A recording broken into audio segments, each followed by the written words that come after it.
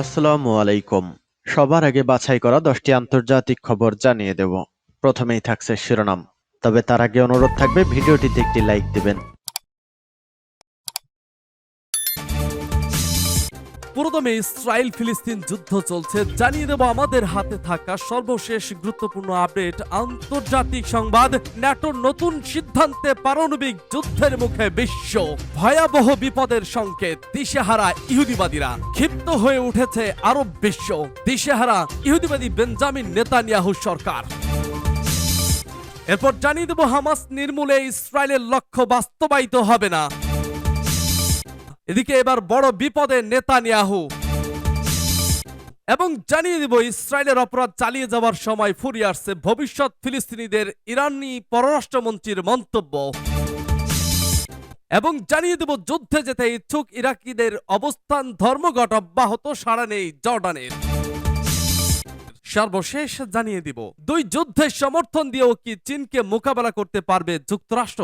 শুনছিলেন সংবাদ শিরোনাম, এখন বিস্তারিত। তবে তার আগে অনুরোধ থাকবে ভিডিওটিতে একটি লাইক এবং কমেন্টস করে জানিয়ে দিন আজকের এই ভিডিও সম্পর্কে আপনার মূল্যবান মতামত। আর হ্যাঁ বন্ধুরা, অবশ্যই ঝটপট করে এই ভিডিওটি আপনার বন্ধুদের মাঝে অথবা ফেসবুকে শেয়ার দিয়ে ছড়িয়ে দিন। আর জানিয়ে দিন আপনি কোন জেলা থেকে বা কোথা থেকে আমাদের সংবাদ শুনছেন এবং দেখছেন। ন্যাটোর নতুন সিদ্ধান্তে পারমাণবিক যুদ্ধের মুখে বিশ্ব।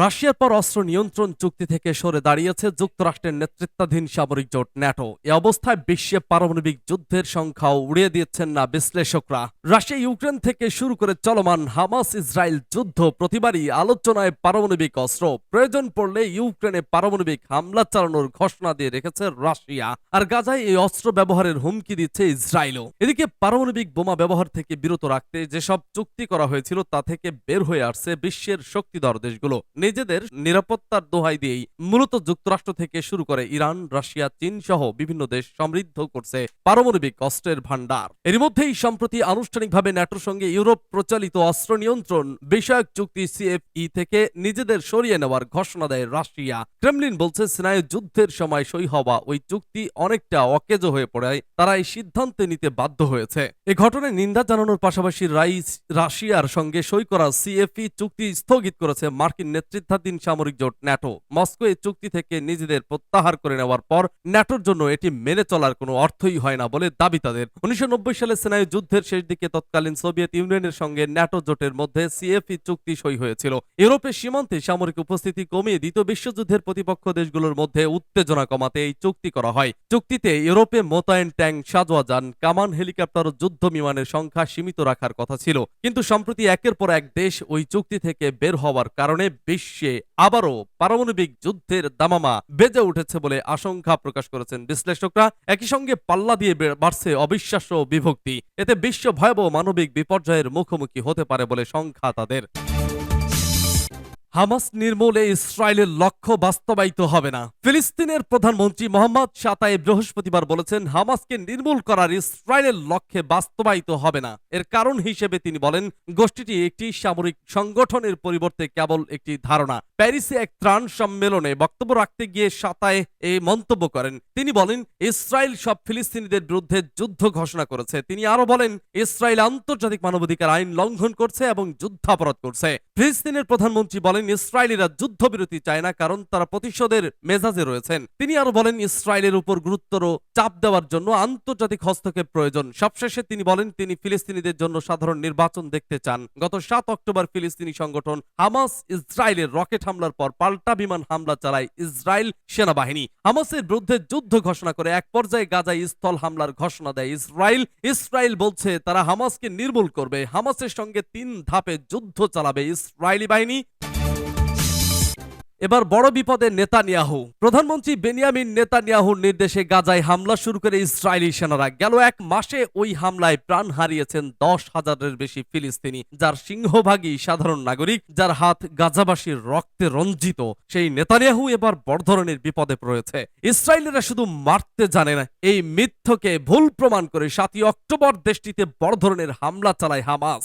কয়েক ঘন্টার হামলায় দেশটিকে ধ্বংসস্তূপে পরিণত করে তারা। ওই ব্যর্থতার জেরে প্রবল চাপ আসে প্রধানমন্ত্রী নেতানিয়াহুর উপর, কিন্তু তাৎক্ষণিক চাপ সামলাতে যুদ্ধ ঘোষণা করেন তিনি। কিন্তু হামাসের সূক্ষ্ম কৌশলের কাছে ধরাশায়ী হন নেতানিয়াহু। ওই হামলার সময় 200-রও বেশি ইসরায়েলিকে আটক করে গাজায় নিয়ে আসেন হামাস যোদ্ধারা। এসব বন্দী নেতানিয়াহুর গলার কাটা হয়ে দাঁড়িয়েছে। দীর্ঘ 1 মাসেও তাদের উদ্ধার করতে পারেনি নেতানিয়াহু প্রশাসন। এই ব্যর্থতার জেরে প্রধানমন্ত্রী নেতানিয়াহুর পদত্যাগের দাবিতে দেশটির পার্লামেন্টের বাইরে অবস্থান নিয়েছেন জিম্মিদের স্বজনরা। ব্রিটিশ সংবাদ মাধ্যম বিবিসি বৃহস্পতিবার এক প্রতিবেদনে জানায়, বিক্ষোভকারীরা ইসরায়েলের পার্লামেন্ট নেসেটের সামনে অবস্থান নিয়েছেন। তারা জানান, নেতানিয়াহু যতক্ষণ পদত্যাগ না করবেন ততক্ষণ সেখান থেকে সরবেন না তারা। হামাসের হামলার পর নেতানিয়াহুর ক্ষমতায় থাকা নিয়ে প্রশ্ন ওঠে। অক্টোবরে আন্তর্জাতিক সাংবাদিকদের জন্য প্রেস ব্রিফিং করেন নেতানিয়াহু। সেখানে তাকে প্রশ্ন করা হয়, 7 অক্টোবরের হামলায় তার উপর চাপ বাড়ছে, হু হু করে কমছে জনপ্রিয়তা। এমন পরিস্থিতিতে তিনি পদত্যাগ করবেন কিনা জবাবে পদত্যাগের দাবি উড়িয়ে দেন নেতানিয়াহু। কঠোর ডানপন্থী এই নেতা তখন বলেছিলেন তিনি হামাসকে পদত্যাগ করবেন, অর্থাৎ গোষ্ঠীটিকে নির্মূল করবেন। যুদ্ধের মাধ্যমে নিজের ক্ষমতাকে সুসংহত করতে চাওয়া এই প্রধানমন্ত্রী জানান, ফিলিস্তিনি গোষ্ঠীর সঙ্গে কোনো যুদ্ধবিরতি করবেন না তার দেশ। বলেন, তাদের সঙ্গে যুদ্ধবিরতি করা মানে আত্মসমর্পণ করা। গেল 1 মাসে গাজায় ইসরায়েলি হামলায় নিহতের সংখ্যা 10,000 ছাড়িয়েছে, যাদের বেশিরভাগই নারী ও শিশু। চলমান এই যুদ্ধে এত বেশি সংখ্যক শিশু নিহত হওয়ায় গাজাকে শিশুদের জন্য গরুস্থান বলে আখ্যা দিয়েছেন জাতিসংঘ মহাসচিব আন্তোনিও গুতেরেস। ইসরায়েলের অপরাধ চালিয়ে যাওয়ার সময় ফুরিয়ে আসছে ভবিষ্যৎ ফিলিস্তিনিদের, ইরান পররাষ্ট্রমন্ত্রীর মন্তব্য। ইসলামী প্রজাতন্ত্র ইরানের পররাষ্ট্রমন্ত্রী হুসেইন আমির আব্দুল্লাহিয়ান জোর দিয়ে বলেছেন, অবরুদ্ধ গাজা উপত্যকার উপর ইহুদিবাদী ইসরায়েলের নৃশংস আগ্রাসন চালিয়ে যাওয়ার সময় ফুরিয়ে আসছে, কারণ ইসরায়েল পতনের কাছাকাছি রয়েছে। আজ এক্স পেজে দেওয়া এক পোস্টে আমির আব্দুল্লাহিয়ান ব্যঙ্গ করে বলেন, একমাত্র ভালো ইসরায়েলি প্রধানমন্ত্রী বেনিয়ামিন নেতানিয়াহু ভুয়া ইসরায়েল সরকারের ভিত্তিকে আরো অস্থিতিশীল করে তুলছেন। তিনি তার পোস্টে আরো লিখেছেন, গাজায় নারী ও শিশু হত্যা করে নেতানিয়াহু ইহুদিবাদী সরকারের অপরাধী, সহিংস এবং আগ্রাসী চেহারা উন্মোচন করেছেন। ইরানি পররাষ্ট্রমন্ত্রী জোর দিয়ে বলেন, নিঃসন্দেহে ভবিষ্যতে ফিলিস্তিনিদের জন্য গাজায় মারাত্মক বোমা হামলার কারণে আন্তর্জাতিক অঙ্গনে ইসরায়েলের বিরুদ্ধে ব্যাপক নিন্দা এবং চলমান নৃশংসতা বন্ধ করার জন্য আহ্বান বেড়ে চলার মধ্যে আমির আব্দুল্লাহিয়ান এ মন্তব্য করলেন। সূত্র পার্টস টুডে। যুদ্ধে যেতে ইচ্ছুক ইরাকিদের অবস্থান ধর্মঘট অব্যাহত, সাড়া নেই জর্ডানের। জর্ডান সীমান্তে ইরাকি তরুণদের অবস্থান ধর্মঘট অব্যাহত রয়েছে। তারা দখলদার ইসরায়েলের বিরুদ্ধে যুদ্ধে অংশ নিতে চান, কিন্তু তাদের সামনে বাধা হয়ে দাঁড়িয়েছে জর্ডান সীমান্ত।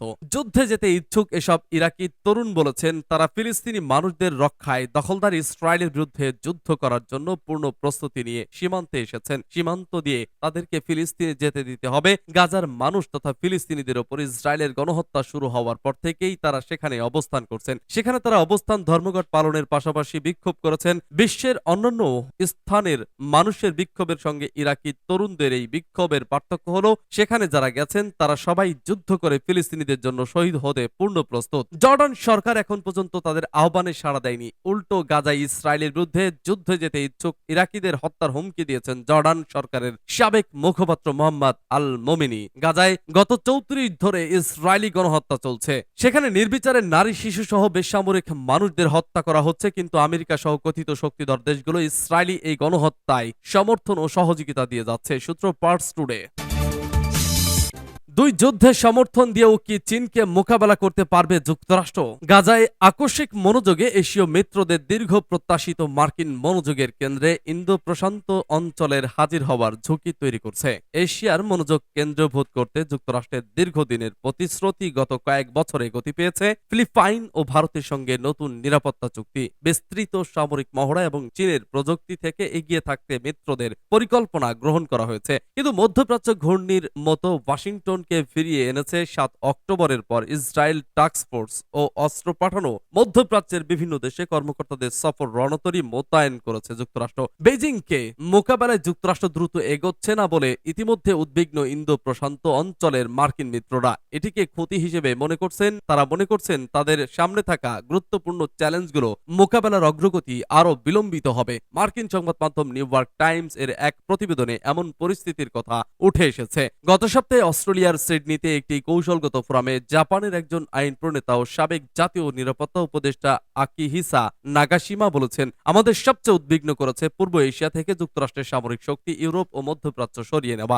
মার্কিন সামরিক কমান্ডাররা বলেছেন, ইন্দো প্রশান্ত অঞ্চল থেকে কোনো সরঞ্জাম সরিয়ে নেওয়া হয়নি। মন্ত্রিসভার গুরুত্বপূর্ণ দুই সদস্য প্রতিরক্ষা মন্ত্রী লয়েড অস্টিন ও পররাষ্ট্রমন্ত্রী অ্যান্টনি ব্লিংকেন চলতি সপ্তাহে এশিয়া সফরে মিত্রদের আশ্বস্ত করবেন পৃথকভাবে বা একসঙ্গে তারা দুজন ভারত, জাপান, দক্ষিণ কোরিয়া ও ইন্দোনেশিয়া সফর করতে পারেন। সফরে তারা গাজা নিয়ে মিশ্র দৃষ্টিভঙ্গি শুনতে পারেন। ভারত ইসরায়েলের প্রতি সমর্থন দিচ্ছে, জাপান একটি ভারসাম্যপূর্ণ অবস্থান নিতে যাচ্ছে। বিশ্বের বৃহত্তম মুসলিম জনসংখ্যার দেশ ইন্দোনেশিয়া গাজায় ইসরায়েলি হামলায় বেসামরিক ফিলিস্তিনিদের হত্যাযজ্ঞে ক্রমশ ক্ষুব্ধ হয়ে উঠছে। কিন্তু এই দেশগুলোর আরেকটি প্রশ্ন রয়েছে, দূরবর্তী ইউক্রেনে আরেকটি যুদ্ধে ওয়াশিংটনের জড়িয়ে পড়া নিয়ে, যে যুদ্ধ ইন্দো প্রশান্ত অঞ্চল থেকে যুক্তরাষ্ট্রের মনোযোগ কিছুটা সরিয়ে রাখছে। এমন পরিস্থিতিতে অনেক প্রশ্ন তুলেছেন বিদেশি রাজনৈতিকভাবে দুর্বল হয়ে পড়া এবং দেশের রাজনৈতিকভাবে বিভক্ত যুক্তরাষ্ট্র একসঙ্গে কতটি দেশকে দেওয়া সমর্থনের প্রতিশ্রুতি বাস্তবে রক্ষা করতে পারবে।